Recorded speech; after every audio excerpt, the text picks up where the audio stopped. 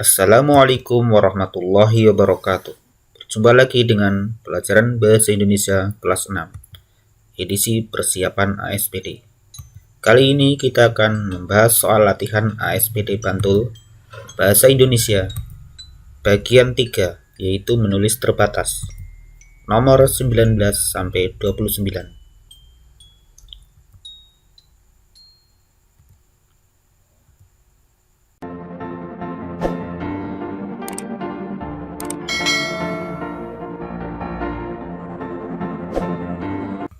Namun sebelum melanjut ke soal, perlu kita ketahui bagian ketiga atau menulis terbatas ini yang akan keluar dalam ujian ASPD adalah sebagai berikut. 1. Melengkapi kalimat dengan istilah, kata, ungkapan, atau peribahasa. 2. Menyusun berbagai petunjuk, seperti menggunakan atau membuat sesuatu. 3. Menyusun berbagai teks deskripsi atau narasi. 4. Melengkapi berbagai teks seperti teks laporan, iklan, dan pidato. 5. Melengkapi kalimat atau teks dengan kata bentukan.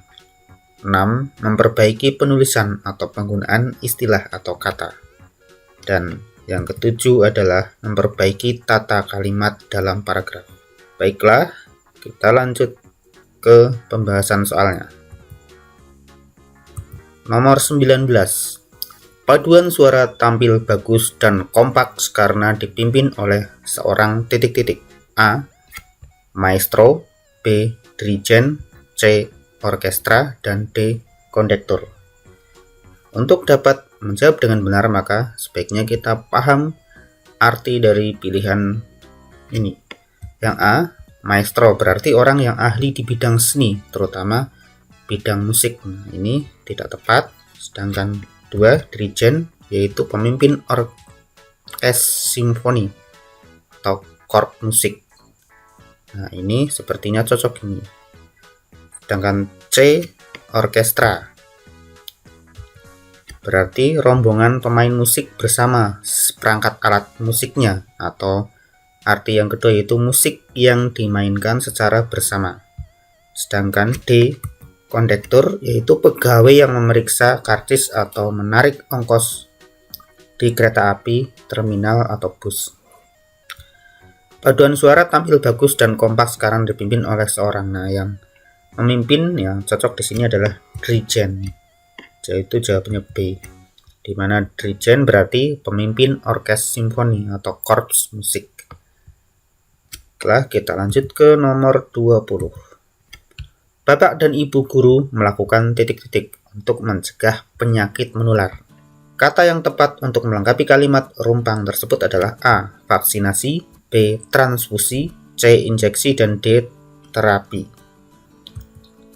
Nah, yang ditanyakan di sini adalah kata yang tepat. Maka kita harus paham arti kata-kata sini. Yang pertama, vaksinasi adalah penanaman bibit penyakit yang sudah dilemahkan ke dalam tubuh manusia atau binatang agar manusia atau binatang tersebut menjadi kebal. B. Transfusi, artinya pemindahan atau pemasukan obat atau darah dan sebagainya kepada orang yang memerlukan. C. Injeksi, yaitu alat atau perkakas suntik. D. Terapi, yaitu usaha untuk memulihkan kesehatan orang yang sedang sakit. Nah, di sini Pak Ibu guru melakukan titik-titik untuk mencegah penyakit menular. Di sini kalau vaksinasi ini penanaman bibit penyakit yang sudah dilemahkan ke dalam tubuh manusia atau binatang. Nah, ini tujuannya agar manusia atau binatang tersebut menjadi kebal. Nah, menjadi kebal di sini berarti juga untuk mencegah penyakit menular, ya. Maka itulah yang divaksin itu adalah orang yang sehat, bukan orang yang sakit. Karena tujuan vaksin bukan untuk menyembuhkan orang sakit, tetapi untuk membentuk kekebalan. Maka jawaban yang paling tepat di sini adalah A, yaitu vaksinasi. Kita lanjut ke nomor 21. Ajeng membawa titik-titik saat berkunjung ke rumah Nenek Nuri. Ungkapan yang tepat untuk melengkapi kalimat tersebut adalah A. Angkat tangan, B. Ringan tangan, C. Turun tangan, D. Buah tangan. Ungkapan ini maka kita harus tahu artinya. Yang pertama, angkat tangan itu artinya menyerah, B. B. Ringan tangan artinya suka menolong atau membantu. C. Turun tangan berarti ikut turun membantu atau ikut bertindak untuk menyelesaikan suatu masalah. D. Buah tangan artinya oleh-oleh. Ketika Ajeng membawa titik-titik saat berkunjung ke rumah nenek yang cocok, maka tidak mungkin ke rumah nenek kok membawa menyerah, membawa suka menolong, membawa ikut turun membantu. Nah, yang tepat adalah membawa oleh-oleh atau buah tangan. Jadi ungkapan yang tepat adalah D. Buah tangan atau oleh-oleh. Kita lanjut ke nomor 22. Dino ingin sekali memiliki mainan seperti kepunyaan Tony, sebuah mobil-mobilan yang bagus dan dikendalikan dengan remote. Dino ingin dapat bermain mobil-mobilan bersama Tony. Suatu saat Tony diberi hadiah pamannya berupa ikan hias yang bagus. Dino pun berubah pikiran, ingin mempunyai ikan hias seperti kepunyaan Tony. Sifat Dino bagai titik-titik. Nah, ini adalah melengkapinya dengan peribahasa. Yang pertama ada air, ada ikan. A, yang B, air di atas daun talas. Yang C, air susu dibalas air tuba. Dan D, air beriak tanda tak dalam. Nah, untuk dapat menjawab dengan tepat maka kita harus paham ini ya. Sifat Tony bagai apa? Nah, ini harus tahu artinya. Seperti A, ada air, ada ikan. Ini artinya dimanapun seseorang itu berusaha, tentu ada rezeki. Ini kurang tepat ya.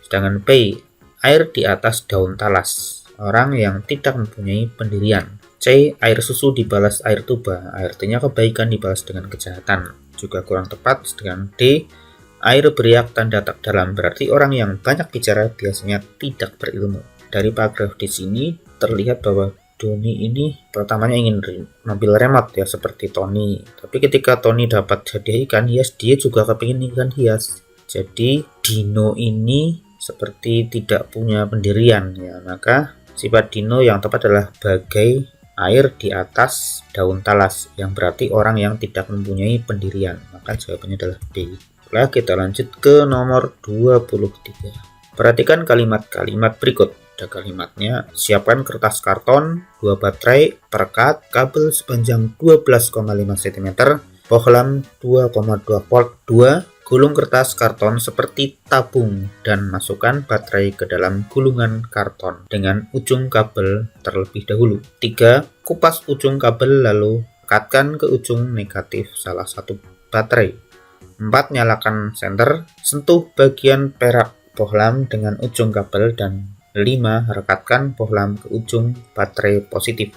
Ditanyakan di sini urutan cara membuat senter dengan baterai rangkaian seri yang benar adalah, ini sebenarnya mudah tapi kita harus teliti ya. Yang pertama ini jelas namanya membuat, itu mesti siapkan alat-alatnya dan bahannya. Di sini ada yang pertama mesti siapkan kertas karton, 2 baterai, perangkat, kabel dan seterusnya. Ini pasti nomor 1. Cuma ini nomor 1 semua, maka berarti kita harus menginjak ke selanjutnya mesti 3 ini. Kupas ujung kabel lalu rekatkan ke ujung negatif salah satu baterai.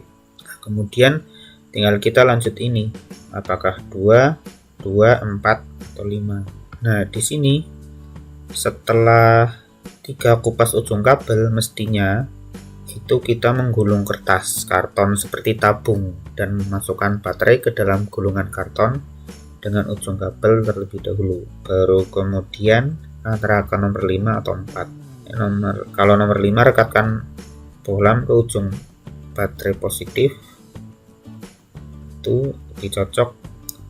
4, nyalakan senter, sentuh bagian perak bohlam dengan ujung kabel. Yang paling tepat ini adalah yaitu 1, 3, 2, 5, 4, karena yang terakhir ini ya, nyalakan senter. Setelah selesai mesti dicoba ya untuk dinyalakan. Baiklah, kita lanjut ke nomor 24. Perhatikan kalimat-kalimat berikut. 1. Kelasku terletak di sebelah ruang guru dan bercat putih. B. Bagian depan terdapat whiteboard 3, sedangkan bagian belakang terdapat rak buku yang terbuat dari kayu. 4. Lantainya keramik berwarna putih juga.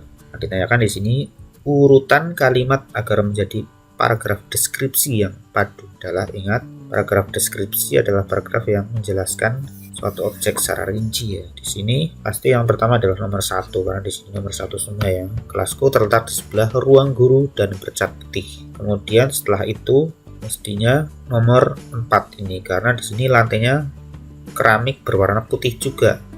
Nah, berwarna putih juga ini akan mengikuti putih yang ini ya, yang kelasnya bercat putih. Selanjutnya yang cocok adalah nomor 2, di mana ini bagian depan terdapat whiteboard, sedangkan yang terakhir mestinya nomor 3 ini. Sedangkan karena biasanya bagian akhir ya. Sedangkan bagian belakang terdapat rak buku yang terbuat dari kayu. Maka urutan agar menjadi paragraf deskripsi yang padu adalah jawabannya adalah B, yaitu 1, 4, 2, 3. Lanjut ke nomor 25. Bacalah kalimat-kalimat berikut yang ditanyakan urutan kalimat yang tepat agar menjadi paragraf yang padu adalah. Di sini sebenarnya sangat mudah ini. Bagi yang sudah pernah piknik berarti tahu ini. Karena ini cerita ketika kita bertamasya atau ke tempat rekreasi atau ke tempat wisata. Mesti yang pertama ini perginya kemana? Keluarga Galuh pergi ke tebing Breksi. Nah, mesti kesananya biasanya pakai kendaraan. Maka lanjutannya adalah nomor 3 ini. Sampai di tujuan ayah Galuh memarkir kendaraan. Ya mungkin toh kendaraannya dibawa ke puncak, ke tebingnya. Selanjutnya mestinya nomor 4 ini. Setelah diparkir mesti mereka berjalan menuju tebing-tebing yang tinggi itu. Kemudian ngapain lagi setelah di sana? Di sana tentunya keluarga Galuh menikmati pemandangan. Nah, dan seperti biasa mesti berfoto-foto. Maka jawaban yang paling tepat di sini adalah urutan kalimat yang tepat agar menjadi paragraf yang padu adalah C, yaitu 2, 3, 4, 1. Lanjut ke nomor 26.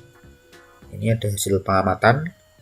Kegiatan jual beli di Pasar Makmur pada pagi hari ramai.